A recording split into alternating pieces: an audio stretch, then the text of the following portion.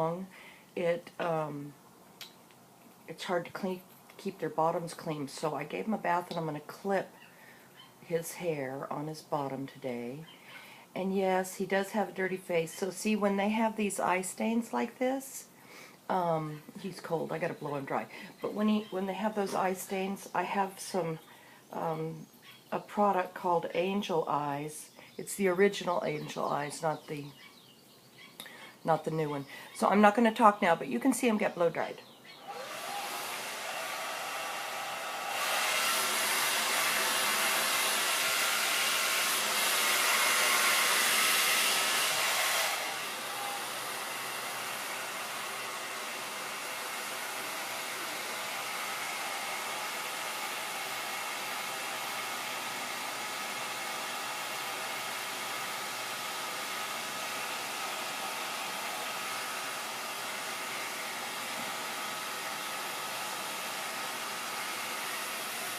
Of course, this is like his first bath. No, this is actually his second bath. So, once he gets comfortable, he'll let me blow dry him.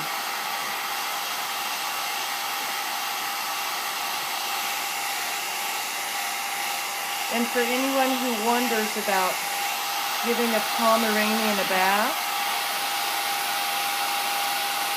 I'll tell you how to give a Pomeranian puppy a bath. So I just give them a bath in the sink. And with the puppies, their hair is so fine, it doesn't knot up. I've never had a puppy's hair knot up before 6 weeks old. So I don't brush a really young puppy before a bath. I don't usually even brush him after a bath because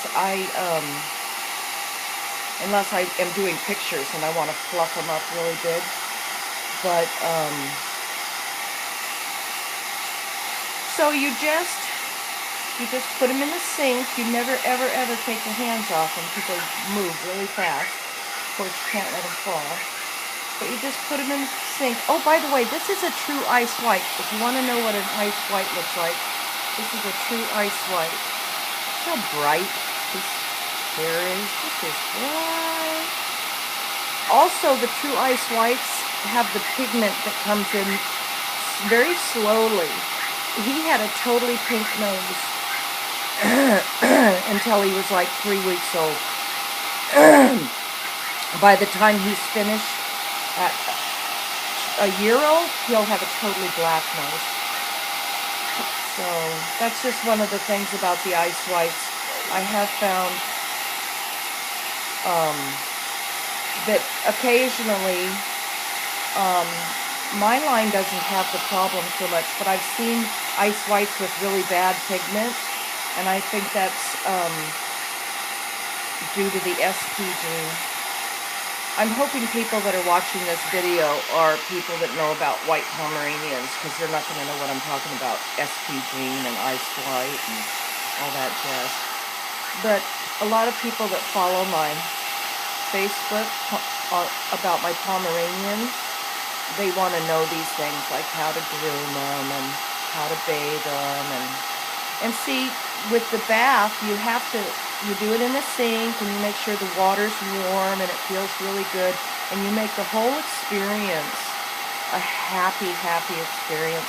My puppies will just lay totally on their back in my hand while I wash them. They'll let me run water on their head. They'll let me run water on their eyes. The one thing, you never lose their trust by letting water run into their nose or their mouth. If you do that, then they won't trust you anymore. They'll think that you'll do it again. So you have to be very careful to make it a very pleasant experience for them.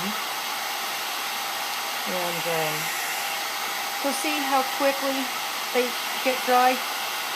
He is almost dry already. And it's been, oh wow, 5 minutes. This is a long video. I might not post this. But people want to know. So for puppies, bathe them in the sink, warm water. Be very careful. For white puppies, use the purple shampoo. You can use human purple shampoo. I actually think the human purple shampoo is safer for the puppies than the animal puppy shampoo. But it's up to you. You can get purple shampoo for humans or animals. It's funny, I used to use Chi shampoo, my Chi shampoo, and my Chi products on my dogs. And now Chi is come up with their own line of dog shampoos and hair products, which I find funny, because I still use mine. Anywho, but you don't have to use Chi. You can use just any kind of purple shampoo on a white puppy. Puppies don't usually need conditioner because their hair is so fine that it doesn't knot up. So just shampoo is good. Rinse it really good so no purple shows. See, he has no purple left on him. And then just hand dry with your fingers like this. And some puppies will let me put it on high, like this.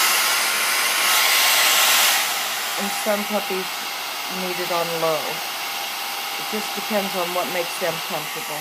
So then when you get them totally blow dried, if you want to do pictures or whatever, you can brush them and fluff them out.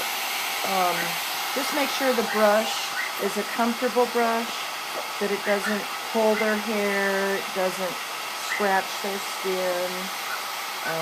Just use a rubber tipped, and you know what I've used for my tiny babies is little tiny cat brushes, because the normal size brushes are just too big.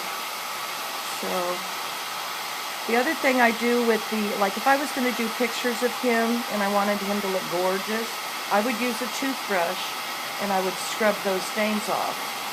And but I'm not that worried about it. If I need to get rid of the stains, I'll just use the Angel Eyes, and then every time I bathe him, I'll just scrub his eyes with a toothbrush. Angel Eyes, what it does is it prevents, it doesn't get rid of, but it prevents the staining by killing the bacteria that's causing the staining. What the toothbrush does is it gets rid of the stains. So you've got one thing that gets rid of the stains and another thing that prevents them from coming back. You've got to use the two methods together. So see, he's real comfortable. They all love it. My puppies do. People that buy puppies from me go, I can't believe how easy he is. He loves his bath. Well, because a bath was a happy experience when we were puppies. So if it's a happy experience and you keep it being a happy experience, now send them to the groomers. And then you have, you know, there's a lot of good groomers out there, but there's some people that are just not meant to groom dogs, and they're impatient and they jerk your dog around or brush them too hard or, heaven forbid, hurt your dog. Then of course the dog doesn't ever want to go back again. Kind of like a kid going to the dentist. No, that hurts. I don't want to go. So I've got one of my palms. I have a really good groomer, by the way. But I have one of my palms that absolutely will not go to the groomer. She just flips out if I try to take her to the groomer. So gotta know how to take care of your own palms. And so he's almost dry. I can feel little wet patches on him. Like back here, he's got a wet patch. And for anybody, I'm sure if you know, this is a long video, but if you want to watch it. If you don't, just turn it off. But this, people that have my puppies, they want to know, you know, am I giving him his bath right? Or before they get a puppy? Like this puppy right here, he'll be going to California. And the lady that's getting him, I'm sure she's not going to be grooming him herself. But if she were to give him a bath, all she has to do is go to my YouTube channel and look for this video, because this video will be on my YouTube channel. So that's it. Just be patient. Don't try to rush it. Make it a happy experience. Make it where they love it. My babies love it because I massage their little bodies as I'm drying their hair. So of course they love it. Yeah. And so see, when he was wet, he looked like a little drowned rat. And now look how cute he is. Look at this. Look at all that fur he got. That's so pretty. There, look at that cutie pie. Look at that cutie pie. People want to know about the different type of faces on Pomeranians. This little boy has what's called a baby doll face. A very tiny little face. A tiny, tiny, tiny face. And it's short. See how short that face is? Look how short. So that's a baby doll face. And then there's what's called a teddy bear face. And that is when they're flat. I've got two little girls that need bags right now that have teddy bear faces.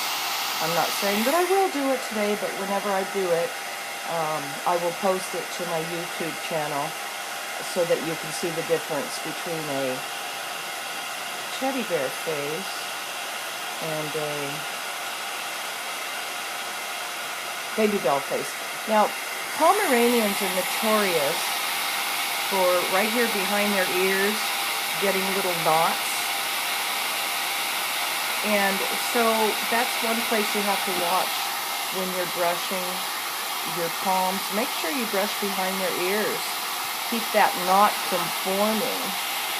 Because once it forms, I'm sorry, you got to cut it out. And then, you know, that's a lot of hair to give up when you want a Pomeranian to look like a little ball of fur. So, well, he's kind of not showing. See, I'm not looking at the video, I'm looking at my baby. And that's not a good idea. Who knows what showed on this whole video? I should have been looking at the video. Okay, here he is. Here he is. Okay, I can't look at the video and dry him at the same time. It just... So see, he's littler than a blow dryer. There's his butt. He's a little baby. He's going to stay little.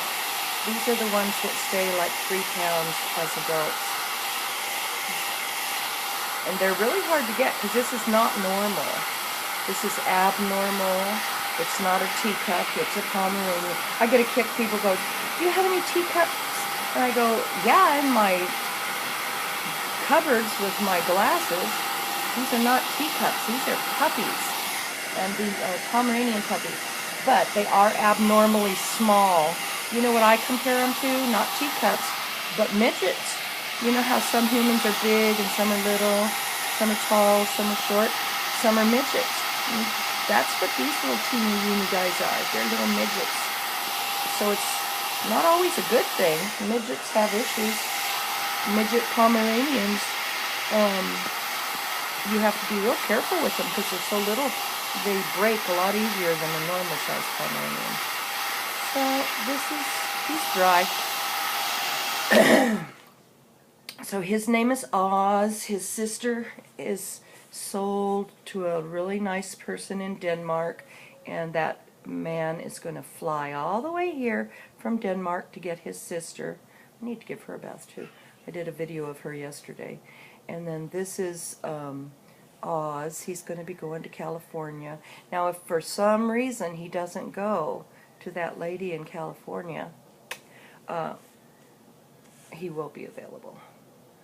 Because he's just, I think he's even going to be too small to breed.